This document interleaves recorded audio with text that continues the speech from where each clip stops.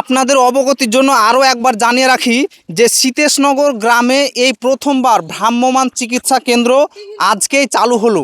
সীতেশনগর junior high স্কুলের নিচে ওষুধ দেওয়া হচ্ছে এবং সীতেশনগর শিশু মাদ্রাসার ভেতরে বিভিন্ন কৃষ্ণপুর গ্রামীণ হসপিটাল থেকে আগত বিভিন্ন ডাক্তারের টিম তারা সমস্ত রোগের সুচিকিৎসা করছে এবং প্রেসক্রিপশন দিচ্ছে। সে প্রেসক্রিপশন অনুযায়ী ওষুধও দেওয়া হচ্ছে।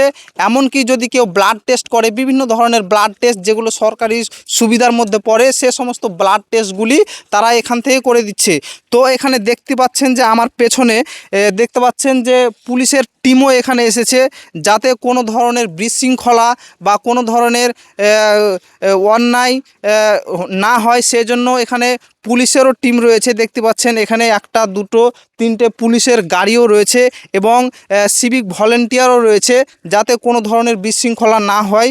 এই তো আবারও আপনাদের বলি যে সীতেশনগরে এই প্রথমবার ভ্রাম্যমাণ চিকিৎসা কেন্দ্র, এই চিকিৎসা কেন্দ্রে শহ মানুষ এখানে, শত শত মানুষ এখানে ভিড় করেছে এবং তারা বিভিন্ন ধরনের চিকিৎসা পাচ্ছে এবং ওষুধও এখান থেকে প্রোভাইড করা হচ্ছে। তারা সুন্দরভাবে এখান থেকে সুচিকিৎসা নিয়ে, সুপরামর্শ নিয়ে তারা নিজেদের মতন করে বাড়ি যাচ্ছে।